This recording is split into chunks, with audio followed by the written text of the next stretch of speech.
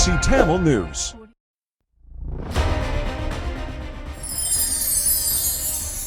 TBCயின் தலைப்பு செய்திகள்.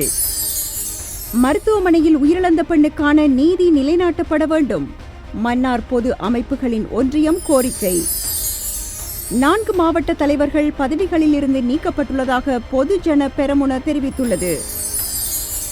குவைத் நாட்டில் போலீசாரால் கைது செய்யப்பட்ட பாடகர்கள் உட்பட 26 இலங்கையர்கள் விடுதலை.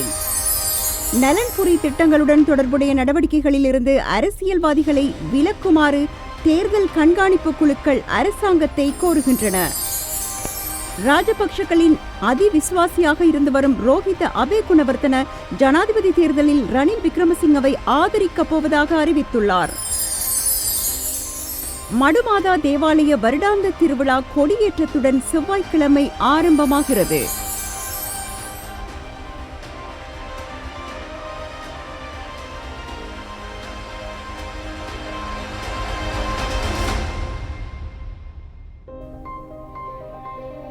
வணக்கம். டிபிசியின் தமிழ் மாலை செய்திகள்.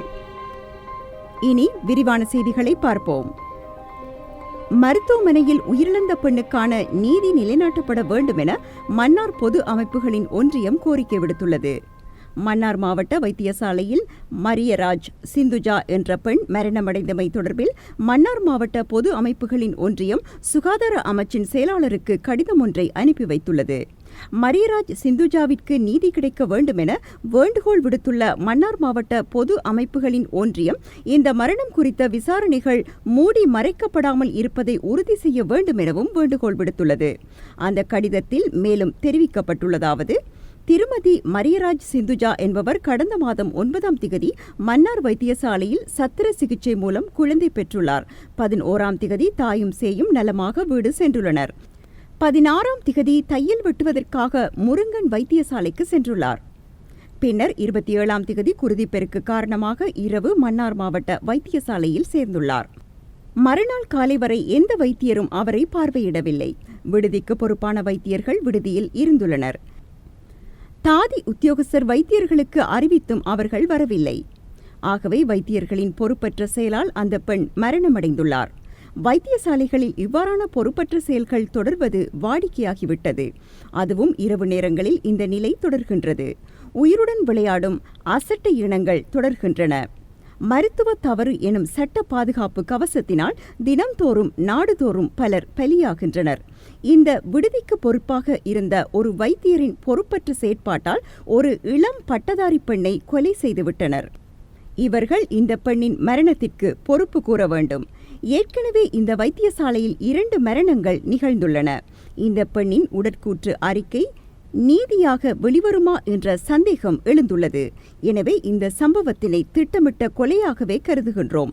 பொறுப்பற்ற உத்தியோகஸ்தர்கள் மீது நடவடிக்கை எடுக்க வேண்டும் எனவும் அந்த அமைப்பு சுட்டிக்காட்டியுள்ளது.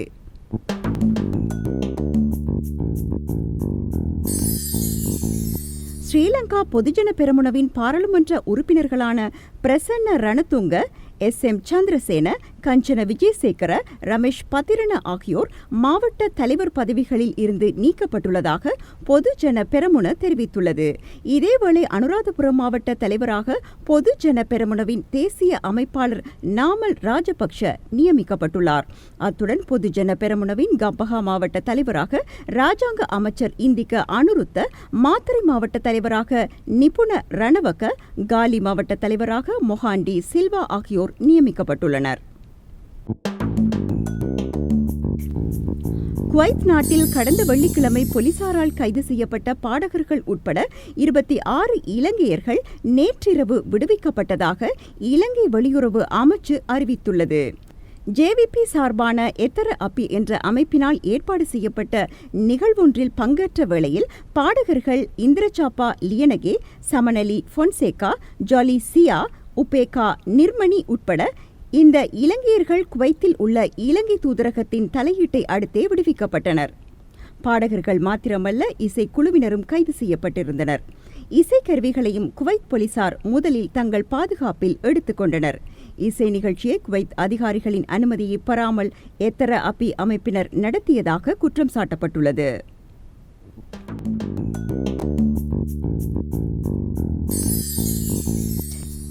ஜனாதிபதி தேர்தலில் போட்டியிடும் வேட்பாளர்களின் எண்ணிக்கை 36ஐயும் விட கூடுதலாக இருக்குமானால் வாக்கு சீட்டுகளை அச்சிடுவதற்கான செலவினத்தை அதிகரிப்பதற்கு தேர்தல்கள் ஆணைக்குழு நிர்பந்திக்கப்படும் என்று அதன் தலைவர் ஆர்எம்ஏஎல் ரத்நாயக்க தெரிவித்துள்ளார். இறுதியாக நடைபெற்ற 2019 ஜனாதிபதி தேர்தலில் 36 வேட்பாளர்கள் போட்டியிட்ட போது 26 அங்குல நீளமான வாக்கு சீட்டை அச்சடிக்க வேண்டி ஏற்பட்டது. அந்த வேட்பாளர் எண்ணிக்கையின் அடிப்படையிலேயே இந்த தடவையும் வாக்கு சீட்டுகள் அச்சிடுவதற்கான செலவை ஆணைக்குழு மதிப்பிட்டது. வேட்பாளர்களின் எண்ணிக்கை அதையும் விட கூடுதலாகியதால் செலவினம் அதிகரிக்கும் என்று ரத்நாயக்க ஊடகங்களுக்கு தெரிவித்துள்ளார். இதுவரையில் 14 வேட்பாளர்கள் தங்கள் கட்டுப்பணத்தை தேர்தல்கள் ஆணைக்குழு அலுவலகத்தில் செலுத்தியுள்ளார்கள்.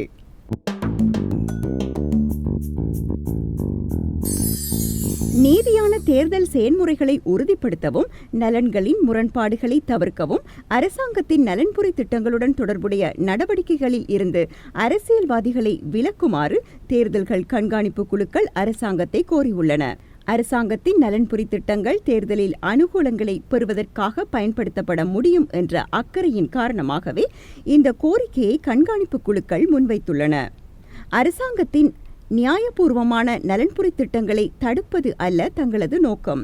பதிலாக தேர்தல் பிரசாரங்களுக்காக அரச வளங்கள் துஷ்பிரயோகம் செய்யப்படுவதை தடுப்பதற்காகவே நலன்புரி திட்டங்கள் தொடர்பான நடவடிக்கைகளில் இருந்தும் நிகழ்வுகளில் இருந்தும் அரசியல்வாதிகளை விலக்கி வைக்குமாறு கோருவதாக தேர்தல்கள் கண்காணிப்பு குழுக்கள் கூறியுள்ளன.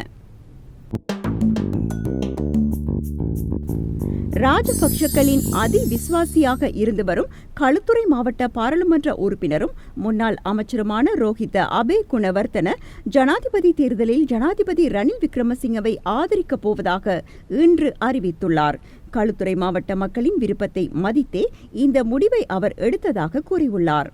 தேர்தலில் விக்ரமசிங்கவை ஆதரிக்காமல் பொதுஜன பெரமுனவின் சார்பில் தனியான வேட்பாளரை நிறுத்துவது என்று கடந்த வாரம் கட்சியின் அரசியல் குழு தீர்மானத்தை நிறைவேற்றிய போது ராஜபக்ஷக்களுடன் ஒரே வரிசையில் இருந்து அதை ஆதரித்தவர் அபே குணவர்த்தன என்பது குறிப்பிடத்தக்கது. ராஜபக்ஷக்கள் எடுத்த முடிவு கிராமப்புறங்களிலும் கூட அவர்களின் ஆதரவாளர்கள் மத்தியில் அதிருப்தியை ஏற்படுத்தியிருப்பதாக கூறப்படுகின்றது.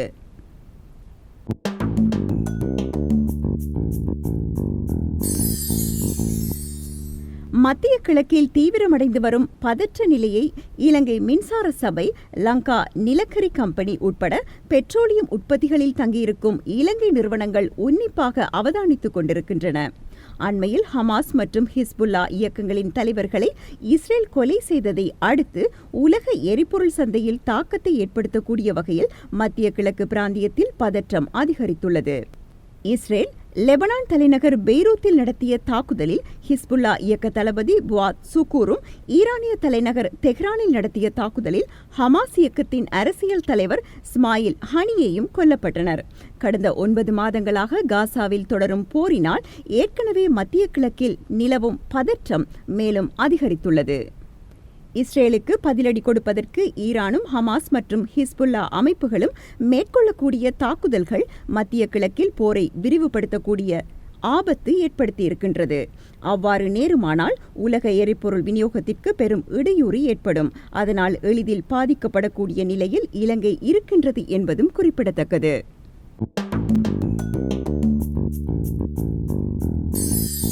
இலங்கையை சுற்றி புவிசார் அரசியல் வியூகங்கள் அதிகரித்திருப்பதற்கு மத்தியில் இலங்கை அதன் இறைமையையும் ஆட்புல ஒருமைப்பாட்டையும் பாதுகாப்பதற்கு சீனா இராணுவ உதவிகளை வழங்கும் என்று கொழும்பில் உள்ள சீன தூதுவர் கி சென்ஹாங் தெரிவித்துள்ளார். இலங்கை இராணுவத்திற்கு பயிற்சி அளிப்பதற்காக ஆதரவையும் உதவியையும் சீனா தொடர்ந்தும் வழங்கும் என்றும் அவர் உறுதியளித்துள்ளார். சீனாவின் மக்கள் விடுதலை ராணுவம் தாபிக்கப்பட்ட 100 நிறைவை முன்னிட்டு கொழும்பு ஷங்க்ரிலா ஹோட்டலில் கடந்த வாரம் நடைபெற்ற நிகழ்வில் சீன தூதுவர் உரையாற்றினார். இந்த நிகழ்வில் இலங்கையின் உயர் ராணுவ தலைவர்களும் அதிகாரிகளும் பங்கேற்றிருந்தனர்.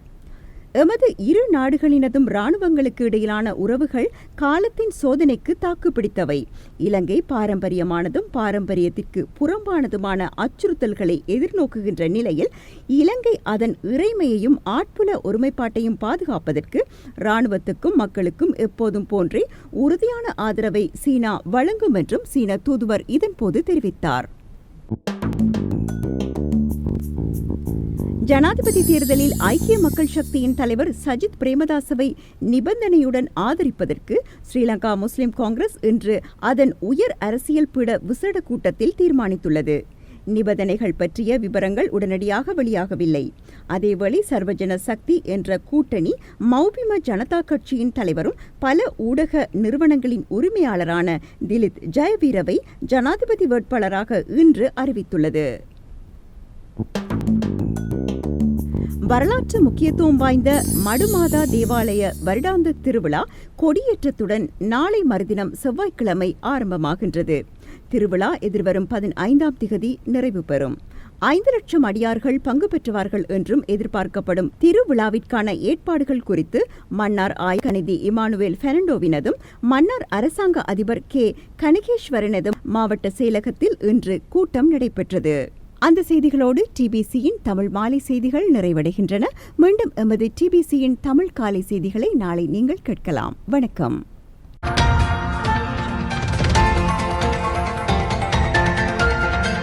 TBC Tamil News.